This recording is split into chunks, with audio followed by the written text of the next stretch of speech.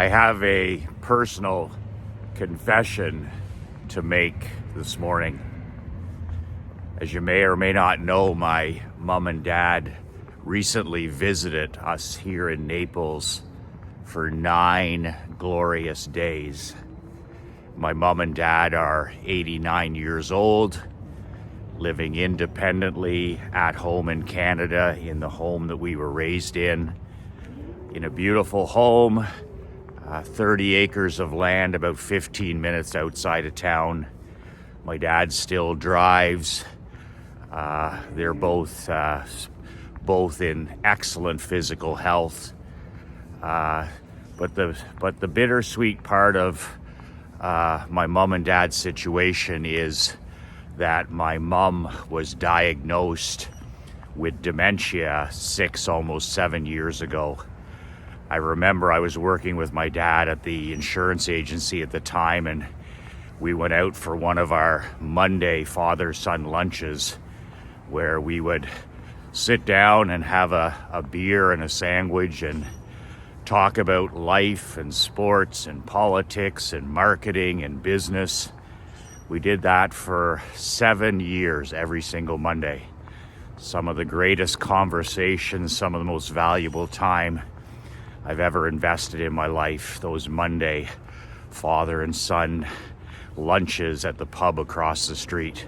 Sometimes we would just sit at the table and talk for 2, 3, sometimes 4 hours about life, about family, about goals, dreams, about the economy, about sales, about the insurance business, about life in general. So I remember that day when my dad sat down at the table and he told me that he had taken my mom to a specialist, a memory specialist, and they did all the tests and they said that the so-called expert at the time had diagnosed my mom with dementia. If you know anything about that disease, I wouldn't wish it on my worst enemy in the world. It's an insidious disease that works day after day and literally steals the person that you love away from you. It's insidious in its consistency. There's good days and there's bad days for a person suffering from dementia, but at the end of it, it's just a insidious disease that takes a little tiny piece of the person you love day after day, week after week, month after month, year after year, until they're a tiny shell of the person that you remembered. I wouldn't wish it on my worst enemy. When my dad was sitting across from me that day at our lunch, I remember the concern in his eyes and in his voice when he talked about the diagnosis. My mom had memory issues for a couple of years at that point. So she was diagnosed with dementia 6, almost 7 years ago. And the expert told my dad at the time, and this is what I remember about that conversation with my pop, is him saying, I said, well, what did she say? And he said, well, she said, get your affairs in order. You have, by her guesstimate, 1 year to get your affairs in order. My dad was saying, he goes, I'll probably be able to work for 1 more year. Then I'll have to focus all of my attention on your mother, and we'll probably have to move into a long-term care facility, a retirement home, something like that. We'll have to surrender our independence. We'll have to surrender our autonomy. We'll have to get some help, that kind of thing. And that is the time frame for most people with this insidious disease. Here we are 6, almost 7 years later, and my mom and dad still have not got their affairs in order, so to speak. I'm glad to report that. They have claimed their independence and their personal sovereignty and their autonomy for almost 7 straight years. My mom is a fucking badass. And there's a reason that we called her the Iron Lady in reference to the great Margaret Thatcher when we were children growing up. We used to call her the Iron Lady behind her back. When I hear stories of kids growing up and the mom calling, is using the threat, oh, wait till your dad gets home, or I'm gonna call your dad and he's gonna come home, as a threat to the children at home. That is something we never heard in our house. My mom, when we were growing up, was the COO of our family. She didn't need the CEO, my dad, to ever come home. She didn't need him to come home at 5 o'clock and talk to us. She didn't need to ever use idle threats. My mom handles her own business. The Iron Lady she never needed to say to us, oh, I'm gonna call your dad, or your dad's gonna be home later. The Iron Lady handled business herself. There's a reason she's been able to battle this illness for almost 7 years. There's a reason she decided that her diagnosis, that the self-fulfilling prophecy that they gave her, that she said, no thanks. I'm gonna fight this to the day I die.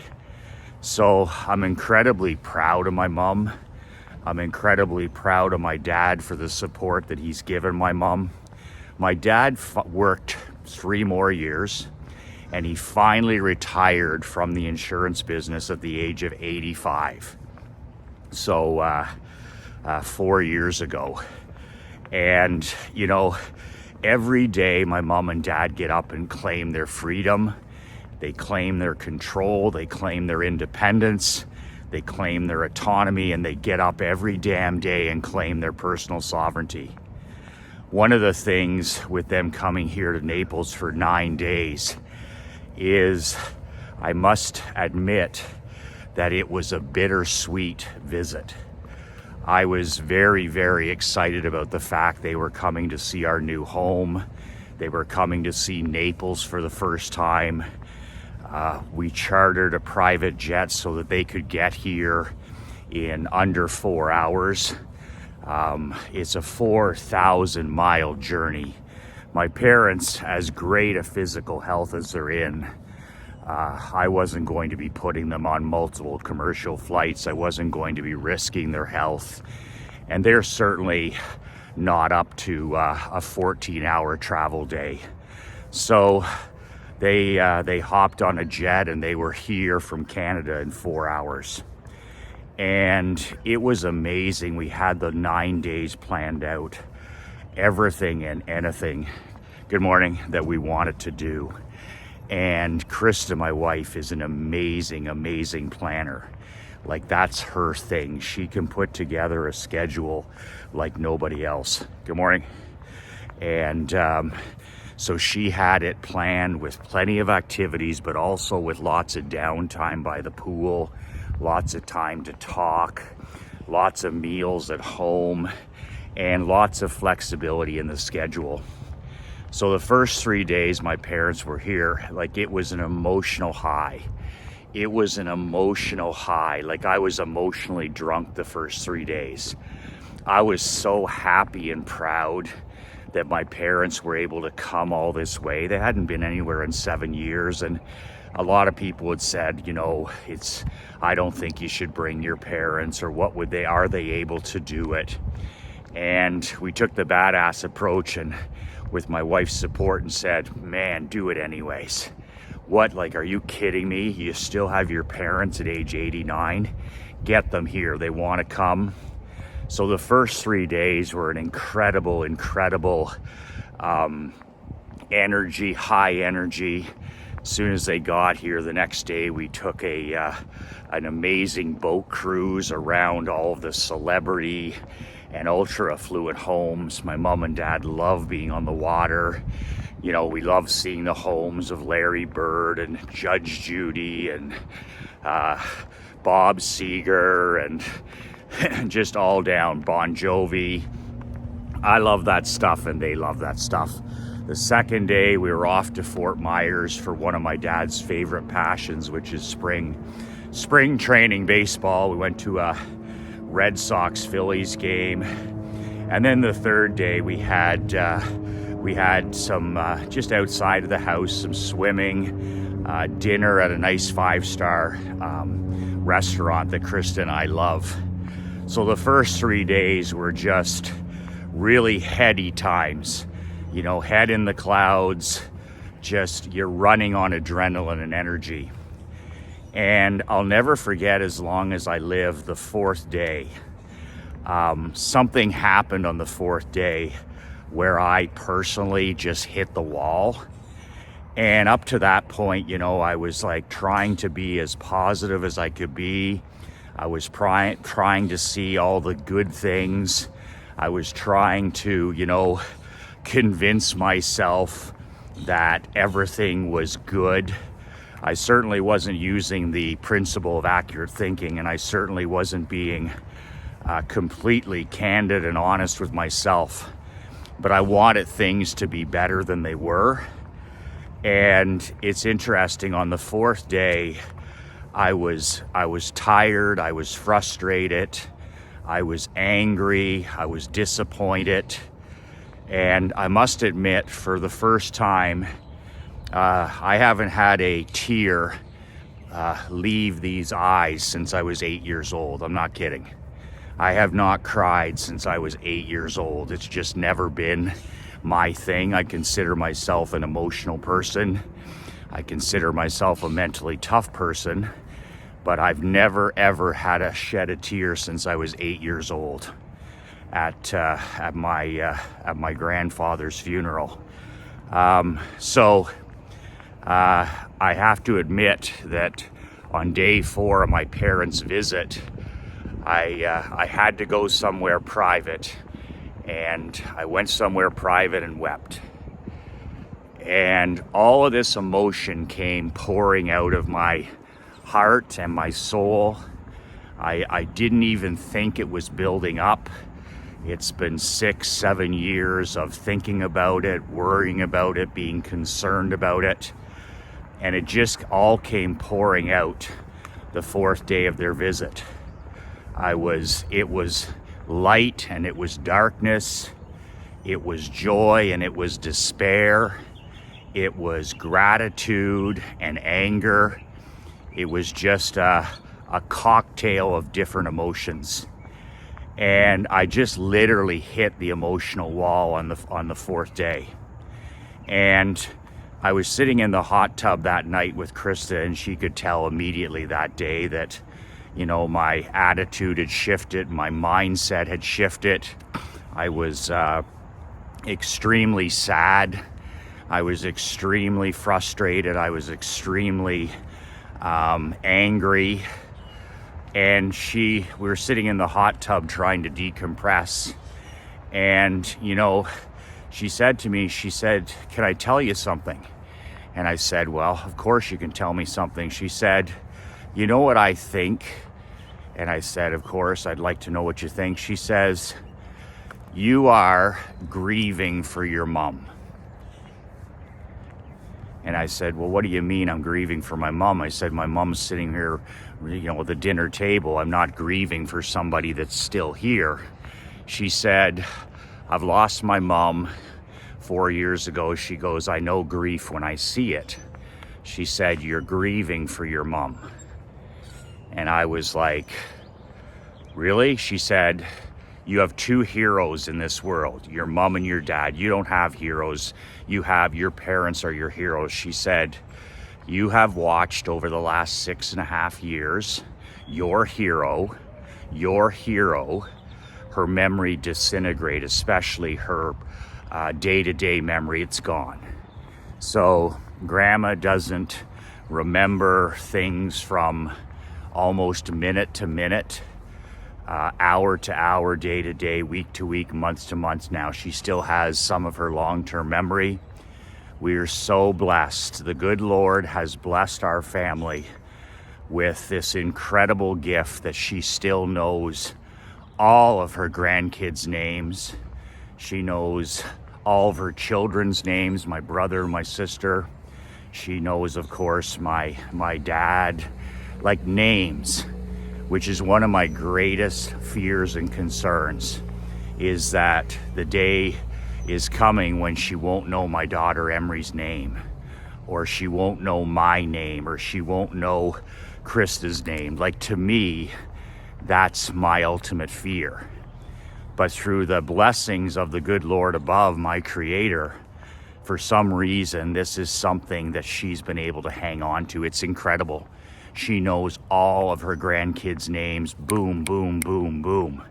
And her long-term memory is still good. We were talking about how they met as a couple, where they dated, how they met the first time, when they got engaged, and she still has some of that memory. And of course, she remembers her immediate family, but the rest of it is gone.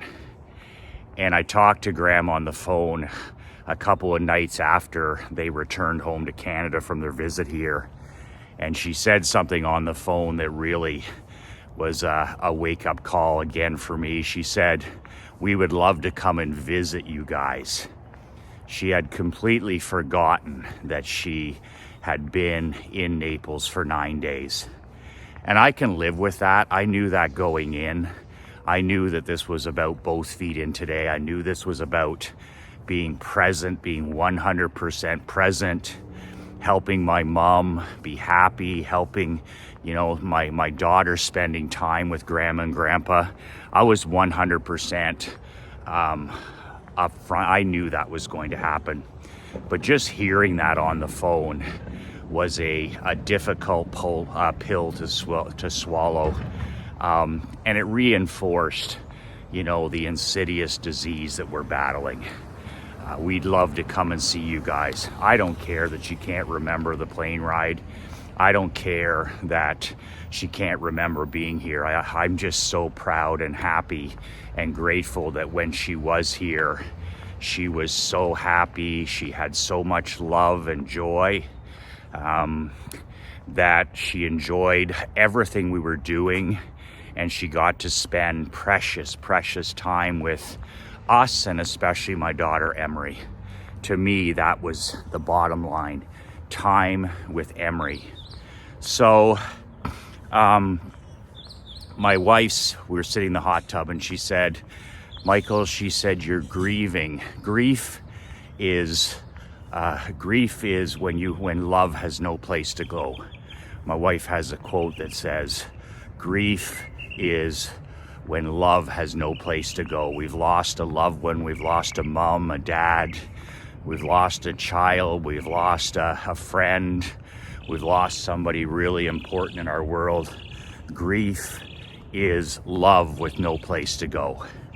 I've always thought that was a very accurate statement. So when I gave it some thought, I was grieving my mom, and she was still here in front of us. So Krista looked at me and she said, she says, "What's your saying in our household? What do you tell Emery and I every day? What do you tell us when we have challenges or we're feeling down or things aren't going our way? What do you say?" I said, "Well, the McLeans have a motto. We have a family motto: control the controllables. Control the controllables. If we can control it, we do. If it's beyond our control, we don't worry about it. We surrender to the uncontrollable, and we focus on what we control." And she said to me, she said, "Okay, so your mom is still here. She's almost 90 years old. She's in amazing physical health." Krista said she's happy. She's loving being here. It's minute to minute, hour to hour, but she's truly loving being here with you and Emery and myself. She said, "What can you control? How can you control the controllables here?" And I thought to myself, I said, well, I can control my mental state. I can control my level of happiness. I can control how present I am with them. I can control things like when they return home. I can control things, good morning, like phoning every single night, which I do. I can control writing letters to my mom and dad. I can control, showering love on them. I can control how much I support them by getting them assistance and help and, people to help at their house, an assistant to help with my mom, around the house, all these things that I can control. And Krista brought these all back into my focus where I was worried and concerned about things beyond my control. My creator has decided that this is what's happening in our life. This is what's happening to my mom, and I don't have any control over that. But I do have control over multiple things, including my state of mind. So my wife said, instead of sitting here and feeling sorry for yourself and feeling sorry for your mom and feeling sorry for your dad and wasting precious time, she said, how about the last 6 days you control the controllables? Focus on pouring your love, focus on pouring your support, focus on pouring your life force and energy into your mom and your dad. And I thought to myself, man, I've married the right queen. I've married the right ride or die partner. And it was amazing. It was like flipping a switch. It was like a light bulb went off and everything changed those last 5 days that they were here. I went from worrying about what was happening, worrying about the future, worrying about, my mom forgetting this and that, worried about the disease. And I literally put both feet in today mentally and focused on what I did have. I focused on all the blessings around me. I focused on the fact that my parents, who are in their 90th year, are able to be here at our home. I'm able to show them our house. We're able to go to baseball games. We're able to go on boat cruises. We have the wealth to do these things, to go to beautiful restaurants. My mom loves great foods. We have time around the pool. My mom's in the water, throwing the beach ball around. All these, reading to Emery at nighttime before bed, enjoying breakfast, just having all these precious, precious moments together. And it's amazing when we focus on what we do have, and we focus on serving others, and we focus on something besides ourselves. I was feeling sorry for myself. I was being a little bitch. I was like, oh, woe is me, and I put all this effort into this trip, and this is not fair. That kind of losing talk and losing thinking. When I'm sitting there going, Krista reminds me that your mom's almost 90. She's an incredible, incredible person. She's in incredible, incredible physical shape. And yes, she does have this incredible challenge with memory, but damn it, she's 90 years old and she's doing incredibly well. She can go anywhere, she can travel, she can go to dinner, she can go to Southwest Florida, she can hop in a car and go to a spring training game. She's independent, she lives on her own with your dad. She can go swimming, she can go walking, she can walk the dog. She said, you are awash in blessings. So my wife threw me a life preserver, right?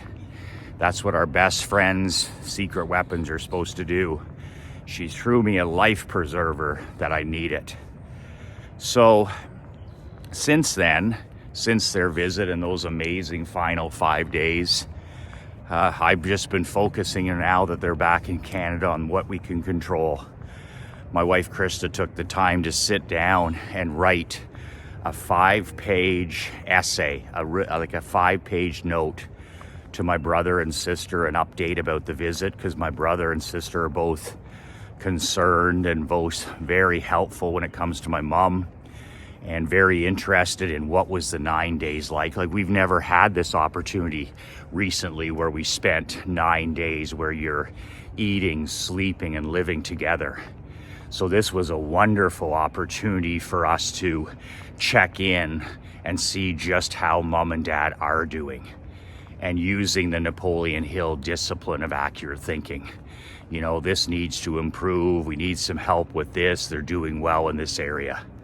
Precious, precious time. So not only did Krista, organize things for the week and get me back on track, she also sat down and wrote like a 6 or 7 page essay letter to my sister and brother, which we were FedExing on Monday. And it's just, her viewpoint of the entire 9 days. And this letter would blow you away. It talks about all the blessings, it talks about all the memories, it talks about all the incredible humor and laughter that we experienced. And then it also talks, using the discipline of clear is kind, unclear is unkind. She talks about, what she personally feels needs to be done, what needs to be improved. My parents need help in this area. This is not getting done. This is being neglected. This is something that needs fixing. And that's an incredible, incredible, incredible thing that she's done, writing that letter. I've also written a shorter letter that I'm sending to my brother and sister as well, just as an update from the 9 days. Our personal opinion of what is working and not working. So an incredibly, incredibly valuable time living shoulder to shoulder, toe to toe, and seeing what's working and not working in their life right now. We just want to do what's best for them. And it's hard to always know what's best when you're not living with a person, when you're not there every day. So the blessings that came from this visit are some of the things I never saw happening. When I was considering this visit, I was writing down a list of pros and cons, and how you do it with the list. You're trying to talk yourself into something, trying to talk yourself out of something.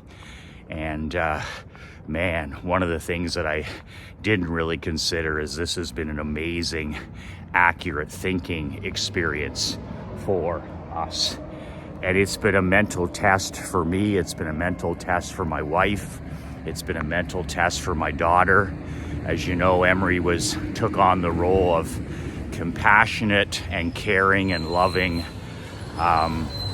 caretaker. I mean, she made Grandma and Grandpa breakfast every morning at dawn. She was just all about helping, and it was amazing to see my daughter be part of something like that, like to literally be part of something like that. So I think that when our children can see, the final chapters of life, I think there's great value in that. I think that when we can clap for kindness and compassion and empathy, when our children show those qualities, I think that that's invaluable. And I remember when my grandmother lived with us for a few months when I was in my 20s. And I would go and visit, and she was living with my mom and dad. And I was like, I still remember those days and that incredible time together. So I know that my daughter, even though she's 10 years old, I know that she's going to remember these days. She's going to remember this time. And it gave her an opportunity to shower love and kindness and compassion onto my mom and dad. So, the reality was, and my mindset was, that my mom was slipping away on us, was slipping away from me, and that I was losing my mom every day. If you want to look at something, you can say, well, maybe that's true, maybe it's not. But for me, I've completely changed my mindset to, you know what, count my blessings for what I do have. Count my blessings for the time that I do have. You know, look around me and all the things that we can do. Control the controllables, Michael. Control the controllables. Be grateful for the time that you do have. Stop grieving for somebody who's still in front of us. Stop grieving for somebody who's still here.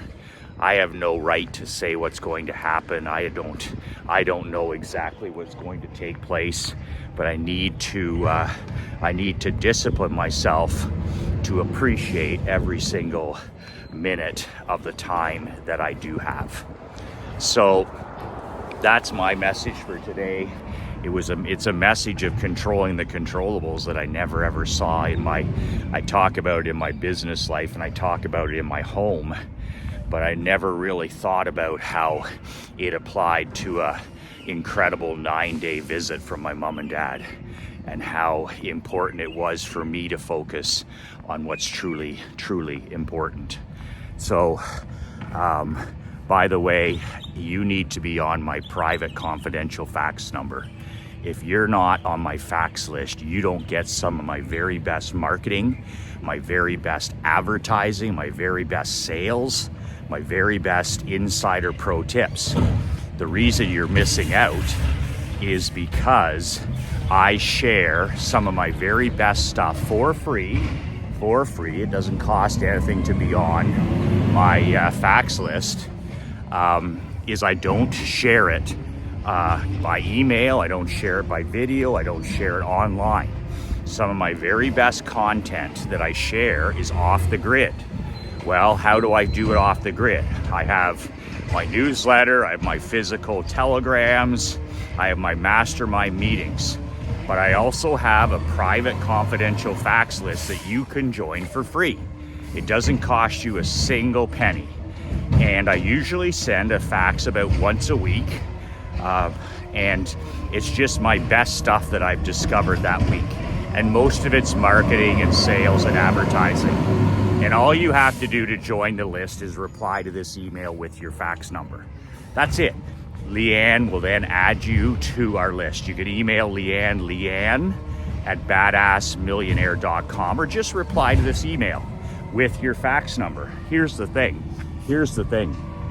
is if you don't have a fax number, no big deal. You should, but you don't. There's a software called MFax Below. It's one that we've used. It's inexpensive. Grab it, and it allows you to get faxes sent into your email box. So you'll be able to get my faxes, my weekly faxes. It's called MFax. It's the software that I recommend.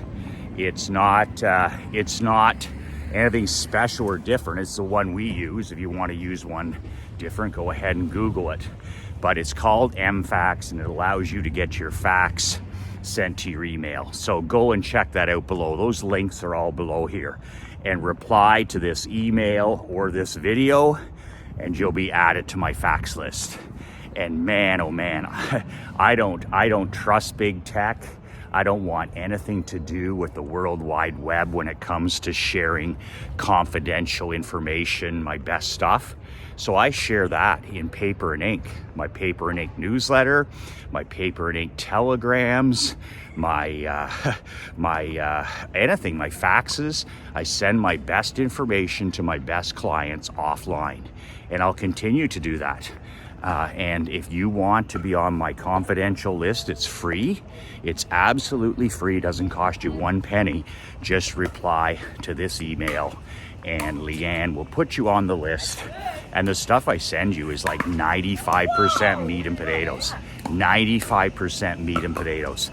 I in all my stuff, like even these videos, I'm a proud and unabashed salesman. I'll always make a pitch, always. I have a rule. If I don't make a pitch, I'm not doing any of that stuff. So really important to make a small pitch. But other than that, it's 95% meat and potatoes. And so like I said, good morning. Some of my very, very best stuff. Just send your fax number to Leanne, or reply to this email or video right now. That's it. 2 words that changed my life. and 2 words that'll change your life. Another thing I just wanted to share before I go is, you know what? God is good and God is great. Having my mom and dad here reminded me of, man, the blessings in our life. We have a pocket full of aces. We have been blessed with a pocket full of aces, men. I live in the 2 greatest countries in the world. I live in Canada and the United States. It's not even close, the 2 greatest countries in the world.